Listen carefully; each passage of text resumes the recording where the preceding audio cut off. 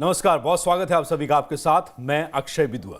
नमस्कार, स्वागत है आपका न्यूज स्ट्रीट पर। मैं हूं आपके साथ अनुराग सिंह। उपचुनाव का दंगल और किसका होगा मंगल, आज ये बड़ा सवाल है, क्योंकि आज तमाम प्रत्याशियों की किस्मत ईवीएम में कैद हो जाएगी।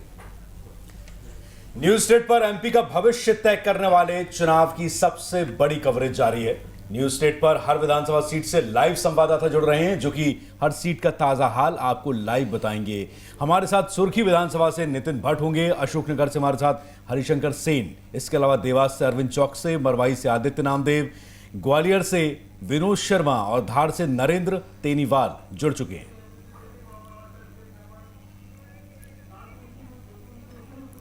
तो उपचुनाव का दंगल जारी है और डबरा में वोट डालने पहुंचे कांग्रेस प्रत्याशी वोट डालने के लिए पहुंचे सुरेश राजे डबरा में वोट डालने के लिए पहुंचे कांग्रेस प्रत्याशी हैं। मध्य प्रदेश में और छत्तीसगढ़ की मरवाही सीट पर मतदान हो रहा है और डबरा से आपको खबर बता रहे हैं, जहां पर डबरा में वोट डालने के लिए पहुंचे हैं कांग्रेस प्रत्याशी वोट डालने के लिए पहुंचे सुरेश राजे। तस्वीरें आप देख रहे हैं, दिग्गज चुनाव मैदान में है। कौन किस सीट से, ये भी हम आपको लगातार बता रहे हैं। कांग्रेस प्रत्याशी सुरेश राजे पहुंचे हैं वोट डालने के लिए। बीजेपी प्रत्याशी इमरती देवी ने भी डाला है वोट। मतदान क्रमांक संख्या है 219, जहां पर वोट डालने के लिए पहुंचे लोगों की बढ़ चढ़कर वोट डालने की लोगों से अपील की जा रही है।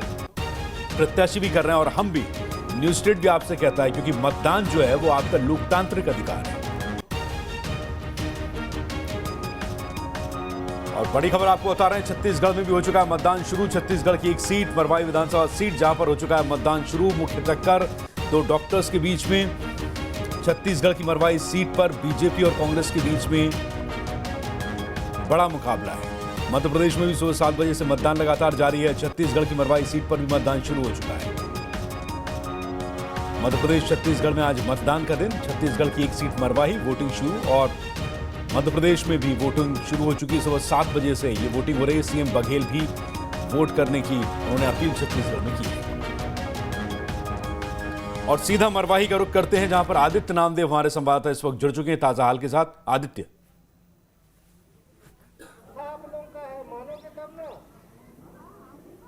बिल्कुल देखिए अक्षय जी, मैं इस वक्त बचरवार मतदान केंद्र पर, आप देख सकते हैं, ये देखिए ये जागरूक वोटर्स हैं। 8 बजने में समय जैसे ही कम था, लोग 7 बजे से यहाँ पर आना शुरू हो गए। अब 8 बज चुके हैं, पोलिंग यहाँ पर शुरू हो गई। देख सकते हैं जहाँ जहाँ गोले वहाँ बने हुए हैं, वहाँ ये सब लोग बैठे हुए हैं, अपनी बारी का इंतजार कर रहे हैं। मतदाता बहुत जागरूक है। देखिए आदिवासी इलाका है, लेकिन इनको मालूम है इनके वोट की अहमियत, इनको मालूम है कि लोकतांत्रिक इनका क्या अधिकार, इनको मालूम है कि आज का दिन कितना महत्वपूर्ण है। ये देखिए हाथों में आधार कार्ड लिए हुए हैं, पर्ची, मतदाता पर्ची लिए हुए हैं, देखिए हाथों में लिए हुए हैं। माता जी थोड़ा सा दिखाइए, माता जी ये दिखाइए, ये आधार कार्ड, ये देखिए ये आधार कार्ड हाथ में रखी हुई है ये, और यहाँ पर मतदान करने के लिए यहाँ पर पहुंची हुई है। और ये देखिए, ये मैं आपको यहाँ का नज़ारा यहाँ से दिखाना चाहूँगा। ये देखिए, ये अब मतदान का पहले जो शख्स हैं ये भी पहुंचे हुए हैं यहाँ पर। मतदान शुरू हो गया यहाँ पर, हाँ मतदान देखिए शुरू हो चुका है। ये मतदान करने के लिए देखिए सबसे पहले शख्स यहाँ पर जा रहे हैं, ये देखिए खड़े हैं वो सामने। और मैं सबसे पहले आपको दिखाना चाहूँगा यहाँ पर, ये देखिए मतदान शुरू हो रहा है यहाँ पर। किस तरह से मतदान होता है, देखिए पहले जो शख्स यहाँ पर आते हैं, यहाँ पर अपनी पर्ची दिखाते हैं। उसके बाद देखिए ये वाले काउंटर पे, इस काउंटर पे उस पर्ची का मिलान होता है। फिर ये आगे बढ़ते हैं, इस तरह से अपना जो पर्ची दिखाने के बाद अपना परिचय पत्र दिखाते हैं। शाही वहाँ पर लगती है और इसके बाद ये आप देख रहे हैं जहाँ पर वोटिंग करने की जगह है, यहाँ पर ये वोट करवाया जाता है। तो ये देखिए ये पहले वोटर हैं जो यहाँ पर पहुँचे हुए हैं, इनका नाम यहाँ पर नोट किया जा रहा है। आप पहले वोटर हैं जी, वोट डाल रहे हैं, बिल्कुल। तो ये देखिए इस तरह से अपना नंबर बताया जाता है। यहाँ पर पर्ची का जो नंबर होता है वो नंबर यहाँ पर बताया जाता है, मोबाइल नंबर यहाँ पर ऐड कराया जाता है, पर्ची दिखाई, देखिए साइन कराया जा रहा है। ये आपको पहली तस्वीर में दिखा रहा हूँ। पहले मतदाता है ये मरवाही विधानसभा के बचरवार के, देखिए ये साइन उन्होंने की है। अब इसके बाद इस साइन करने के बाद ये पर्ची यहाँ पर रख के, ये देखिए ये आगे जा रहे हैं यहाँ पर। इसके बाद ये देखिए ये यहाँ पर उनके उंगलियों में जो है, ये देख सकते हैं उनकी उंगलियों में यहाँ पर ये देखिए शाही, अमिट शाही यहाँ पर लगाई जाएगी। ये तरीका होता है। ये मरवाही विधानसभा के पहले वोटर यहाँ पे देख सकते हैं, ये उनकी उंगलियों में शाही यहाँ पर लगाई जा रही है। और ये देखिए ये शाही लग गई है यहाँ पर। और इसके बाद अब ये वोट करने के लिए यहाँ पर, ये देखिए ये पहले वोटर हैं मरवाही के, बिल्कुल तस्वीरें आप देख रहे हैं मरवाही से, बचरवार केंद्र से पहले वोटर हैं जो यहाँ पर अपने मताधिकार का प्रयोग करने के लिए जा रहे हैं। ये देखिए ये अपने मताधिकार का इन्होंने प्रयोग किया। आवाज़ आएगी, हो गई वोटिंग, आवाज़ अच्छा, पर्ची गिरने के बाद आती है। तो देखिए इन्होंने अपना वोट कर दिया यहाँ पर, ये देखिए ये आवाज़ यहाँ पर, ये पहले मतदाता हैं, ये देखिए बाहर निकले हैं वोट करने के बाद। उंगली दिखा दीजिए एक बार। ये देखिए ये पहले मतदाता है मरवाही से जिन्होंने अपने मताधिकार का यहाँ पर प्रयोग किया है। तो ये देखिए ये जागरूक मतदाता हैं, मरवाही है, आदिवासी इलाका है, पहले वोटर है। क्या सोचकर वोट किए हैं? विकास पर क्या सोच? विकास के लिए सर। विकास के लिए जी, बेरोजगारों को रोजगार मिले और विकास हो। अभी तक विकास नहीं हुआ मरवाही में? हो रहा है सर, लेकिन बहुत पीछे है अभी। पीछे है। हाँ। ठीक है, तो देखिए युवाओं ने बेरोजगारी और रोजगार के लिए, और सबसे बड़ी बात है बेरोजगारी हटाने के लिए, रोजगार बढ़ाने के लिए और मरवाही के विकास। ये दादा भी आया, देखिए कितने साल के दादा, कितने साल के हैं आप? 8 जनवरी 1936। 1936 में पैदा हुए थे, तो आज वोट डालने के लिए आ रहे हैं। मरवाही में क्या विकास नहीं हुआ? सड़क नहीं बनी है, नाली पानी, क्या मुद्दा है? नहीं बना। कुछ नहीं बना। हाँ, चलिए वोट डालिए आप। देखिए ये वोट डालने के लिए आए हैं और ये देखिए ये पीछे देख सकते हैं लंबी कतार है। 1500 से ज़्यादा मतदाता इस बूथ में आते हैं। लगभग 1,91,000 से ज़्यादा, 1,91,004 वोटर टोटल मरवाही विधानसभा में यहाँ पर अपने मताधिकार का प्रयोग करेंगे। आप ये देख सकते हैं, देखिए हर उम्र के लोग आपको नजर आ रहे हैं, हर वर्ग के लोग नजर आ रहे हैं। कुल मिलाकर मतदान के प्रति देखिए कितना उत्साह है। देखिए ग्रामीण महिलाएं हैं, अपने घरों से निकली हुई हैं सुबह से। मैंने फिर कहा इन ग्रामीण इलाकों में सुबह 8 से 12 आपको वोटिंग दिखेगी, दोपहर में वोटिंग शांत रहती है और फिर शाम से वोटिंग बढ़ेगी। क्योंकि धान कटाई का समय इनका सबसे महत्वपूर्ण रोजगार होता है, साल भर की मेहनत होती है, धान कटाई का समय है, तो उसके लिए भी इनको समय देना पड़ता है। देखिए ये देखिए सभी महिलाएं हैं, देखिए जो यहाँ पर नहीं कहीं गए तो अपनी चप्पल रख के वो यहाँ पर तो ये देखिए ये ग्रामीण इलाका है। देखिए अपनी चप्पल और अपना आधार कार्ड रख के गई कि भाई ये मेरी जगह है, ये किसी और की जगह नहीं, मेरी जगह रिजर्व है। तो ये खूबसूरत तस्वीरें हैं। देखिए जो मतदान केंद्र की आप यहाँ पर देख रहे हैं, बचरवार मतदान केंद्र है ये, और ये इसी के बगल में एक और मतदान केंद्र है दूसरा, ये भी मैं आपको लिए चलता हूँ, ये भी इसी बचरवार मतदान केंद्र का हिस्सा है। यहाँ पर भी आप देख सकते हैं लंबी लंबी कतारें हैं। ये तरीका देखिए मैं आपको लिए चलता हूँ। सबसे पहले होता क्या है, सबसे पहले देखिए यहाँ पर जो आ रहा है उस शख्स को एक मास्क दिया जा रहा है। मास्क देने के बाद देखिए सैनिटाइजर है, हाथों में जो है ये ग्लव्स दिया जा रहा है। ये देखिए यहाँ पर, ये देखिए माता जी को यहाँ पर ये मास्क पहनाया जा रहा है, हाथों में ग्लव्स दिया जा रहा है। तो ये तरीका है, देखिए कोविड का समय है, संक्रमण से सभी को बचाना है और मतदान भी करवाना है, तो ये महती जिम्मेदारी है। देखिए पुलिस सुरक्षा व्यवस्था यहाँ पर चाक चौबंद है, पूरी तरह से तैयारी है सब कुछ। 8 बजे से लेकर शाम को 6 बजे तक मतदान होना है। बढ़ चढ़ के लोग हिस्सा ले रहे हैं। सीसीटीवी कैमरा भी लगाया गया देखिए, ताकि किसी तरह की कोई अगर दिक्कतें हो तो उसको सीधे तौर पर निवारण किया जा सके, क्योंकि ऐसे चुनाव में बहुत सारे एक दूसरे के ऊपर आरोप भी लगते हैं। ये देखिए आप जहां जहां तक आप देखेंगे वहां तक सिर्फ मतदाता आपको नजर आएंगे, क्योंकि शुरू सुबह का समय है, लेकिन रुझान और सबसे बड़ी बात है कि लोगों का जो मतदान के प्रति जो जागरूकता है वो ऐसे ग्रामीण इलाकों में सबसे ज्यादा यहाँ पर जो है वो नजर आती है। ये देखिए लंबी लंबी कतारें। मैं एक बार बात जरूर करूंगा मतदाताओं से कि क्या सोचकर वोट कर रहे हैं, क्या सोचकर वोट कर रहे हैं दादा? विकास हुआ है, नहीं हुआ मरवाही में? मरवाही में विकास हुआ है। हाँ। और होगा। और हाँ। सरकार जो अभी आई है भूपेश बघेल की, 15 साल जो पहले बीजेपी की सरकार थी, विकास कहाँ लगा आपको? हुआ नहीं हुआ? हुआ है। हुआ है विकास। हाँ। क्या लग रहा है दादा आपको, विकास हुआ है? विकास तो हुआ है और होना चाहिए। आगे में बीजेपी की सरकार आना चाहिए तो अभी विकास हो पाएगी, क्योंकि कांग्रेस का सरकार है बहुत थोड़ा ठंडा ठंडा चलिए क्या सोच के दादा वोट करने जा रहे हैं? तो ये मरवाही के पोलिंग बूथ की तस्वीरें हमारे सहयोगी आदित्य नामदेव आप तक पहुंचा रहे थे, और वहां पर आप देख सकते हैं ग्रामीण इलाका है, बावजूद उसके लंबी लंबी कतारें। और खास बात यह कि कोविड के इस काल में कोरोना के तमाम नियमों का पालन किया जा रहा है। इन सबके बीच में खबर धार से भी है, जहां पर कई जगहों पर ईवीएम खराब होने की घटना सामने आ रही है। ईवीएम खराब होने से वोटिंग रुक गई है। धार, मुरैना और ग्वालियर में ईवीएम खराब हुई है। धार के ग्वालियर के वीआईपी पोलिंग बूथ पर ईवीएम खराब हुई है। जो ग्वालियर का 258 नंबर पोलिंग बूथ है, ग्वालियर का वीआईपी पोलिंग बूथ है, यहाँ पर ये ईवीएम खराब हुई है और सिंधिया यहाँ पर वोटिंग करेंगे। ये वही पोलिंग बूथ है 258 नंबर, जहाँ पर ज्योतिराज सिंधिया करेंगे वोटिंग। धार का बूथ नंबर 138। सुमावली में भी ईवीएम खराब हुई है और ग्वालियर के एक वीआईपी पोलिंग बूथ पर जिसका नंबर 258, जहां पर ज्योतिराज सिंधिया को वोटिंग कर रही है, वहां पर भी ईवीएम खराब हुई है। नरेंद्र हमारे सहयोगी धार से ज्यादा जानकारी के साथ जुड़ गए। नरेंद्र, अगर धार की बात की जाए, वहां पर कई जगहों से ईवीएम खराब होने की खबर सामने आ रही है, वहां पर कितनी तत्परता प्रशासन की ओर से दिखाई जा रही है? कब तक दुरुस्त कर ली जाएगी ईवीएम को, जिससे कि पोलिंग जो है वो शुरू हो जाए?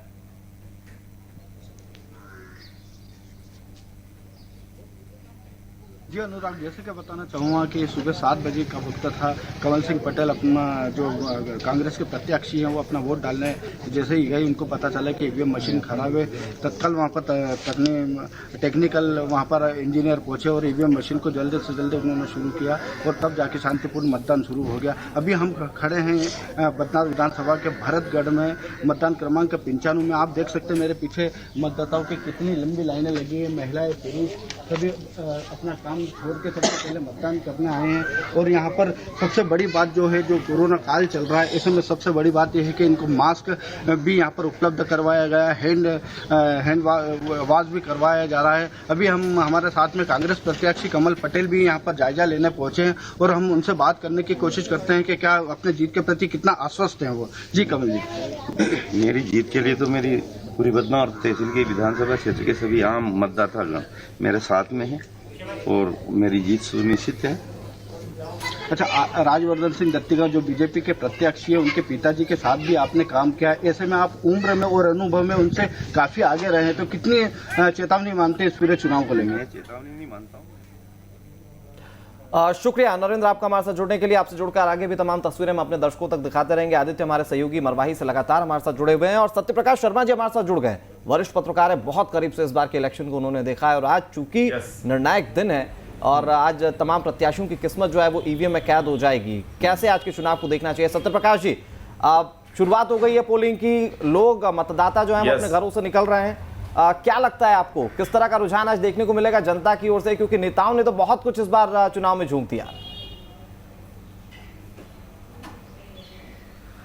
ये पूरा जो चुनाव है, पहली बात तो क्या है कि पेंडेमिक के पीरियड का ये चुनाव है, इसलिए बड़ा महत्वपूर्ण है कि इसका वोटिंग परसेंटेज क्या रहेगा। पीछे के जो ट्रेंड देखे गए हैं, बिहार के देखे गए हैं, वो ज्यादा अच्छे नहीं दिखे हैं, लेकिन मध्य प्रदेश में ये ट्रेंड दिखेगा कि यहाँ वोटिंग परसेंटेज अराउंड 60% तो जाएगा। ये मेरा जो अंदाज है। क्यों? क्योंकि दोनों पॉलिटिकल पार्टी के जो लीडर्स हैं वो पूरा प्रयास कर रहे हैं कि वोटिंग ज्यादा से ज्यादा हो।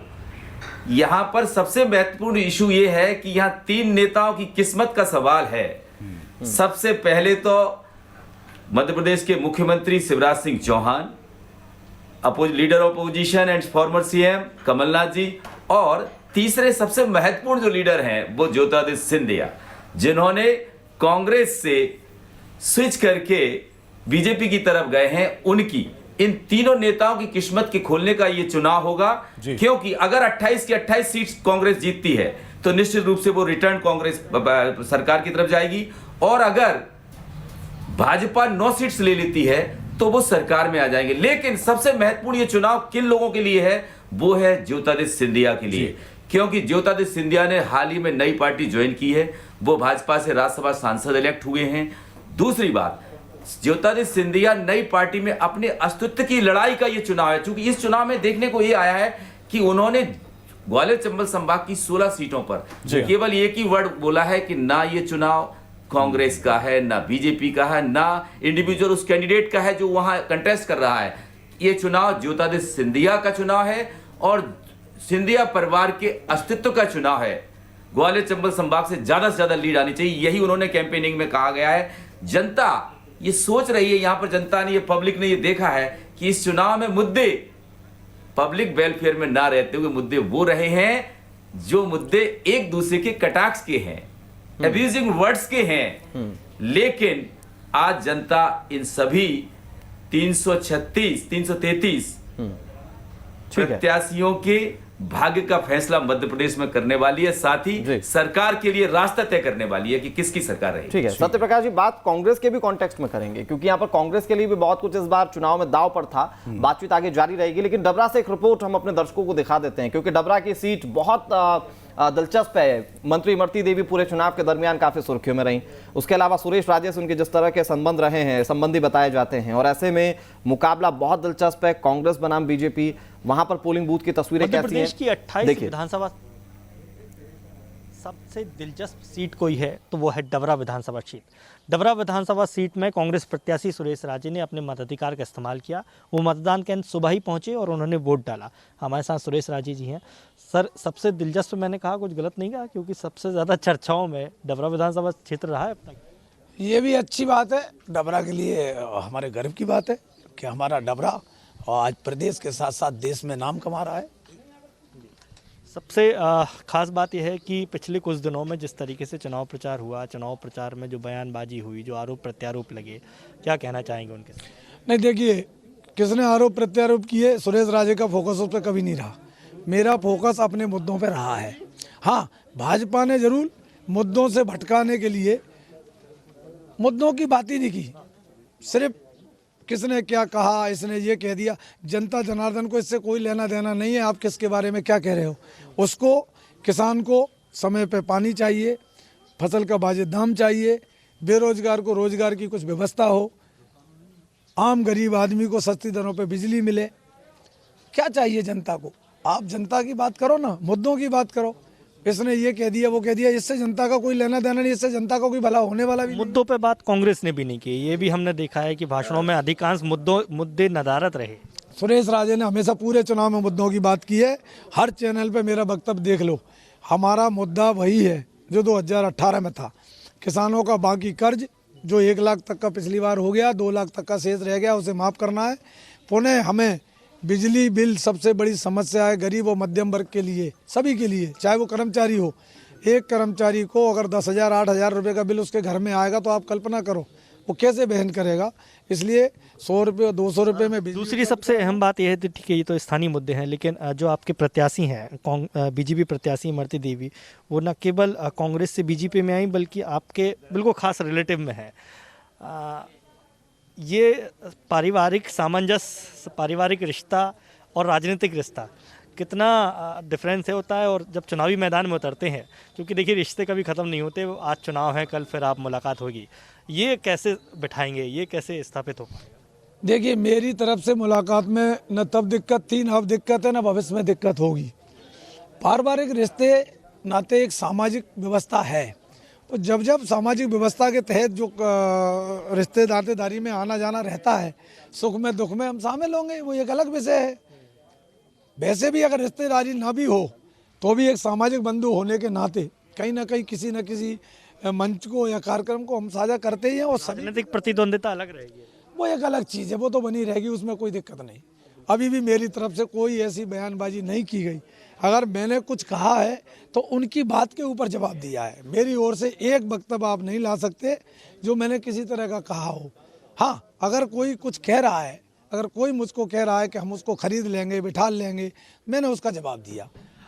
इमरती देवी दावा कर रही हैं बहुत बड़ा अंतर से जीतने का, आपका क्या दावा है? हाँ बिल्कुल, उनको सही एहसास है, उतने बड़े अंतर से जनता जनार्दन उन्हें हराने जा रही है। ये थे हमारे साथ सुरेश राजे जी, जिनका दावा है कि उतने ही बड़े अंतर से इमरती देवी हारेंगे। लेकिन जितना दिलचस्प चुनाव डबरा का रहा है, उम्मीद है कि उतने दिलचस्प तरीके से मतदान हो और वैसा ही रिजल्ट आए। वीडियो जर्नलिस्ट देवनिष्मा के साथ दुर्गेश कुमार, न्यूज़ स्टेट, जबलपुर। सुरेश राजे को सुना रहे थे और आज मतदान वाले दिन वो मुद्दों की बात कर रहे हैं। हालांकि डबरा सीट पर अभी तक वो ज्यादा बातें हुई नहीं है। बिल्कुल सही बात है, और डबरा सीट पर बातें नहीं हुई। सबसे बड़ी बात यह है अनुराग की ईवीएम खराब होना, बिल्कुल ये अपने आप में, और मुझे चौंका रहा है कि 258 नंबर पोलिंग बूथ जो है जहां सिंधिया को मतदान करना, वहां की ईवीएम खराब हो रही है, अपने आप में चौंकाने वाली बात। लेकिन इन सब चीजों के बीच में जब तमाम टेक्निकलिटीज फॉल्ट सामने आ रही है, पीएम नरेंद्र मोदी के ट्वीट को जरा देखिए। उन्होंने मतदाताओं से भारी संख्या में मतदान बूथ तक पहुंचकर पोलिंग करने की, यानी कि वोट देने की अपील की है, मताधिकार का इस्तेमाल करने की अपील की है। पीएम ने मतदान के दौरान लोगों से कोरोना गाइडलाइंस के पालन की भी अपील की है। बिहार के दूसरे फेज का इलेक्शन, मध्य प्रदेश के 28 सीटों पर उपचुनाव, छत्तीसगढ़ की 1 सीट पर उपचुनाव, और इसके लिए पीएम नरेंद्र मोदी ने ट्वीट करते हुए बाकायदा क्या लिखा, जरा वो देखिए। ये देखिए पीएम मोदी का ट्वीट हम आपको बता रहे हैं, जिसमें वो वोट करने की अपील कर रहे हैं। सभी मतदाताओं से मेरी अपील है कि वो भारी संख्या में घर से निकलें, मतदान करें। लोकतंत्र के इस महापर्व को, इस उत्सव को सफल बनाएं सभी मतदाता, प्रधानमंत्री नरेंद्र मोदी। और इस दौरान सोशल डिस्टेंसिंग का पालन करें और साथ ही मास्क सैनिटाइजर का प्रयोग करते हुए अपने मताधिकार का इस्तेमाल करें। लोकतंत्र के इस महापर्व में अपनी भागीदारी निभाएं, प्रधानमंत्री नरेंद्र मोदी की अपील।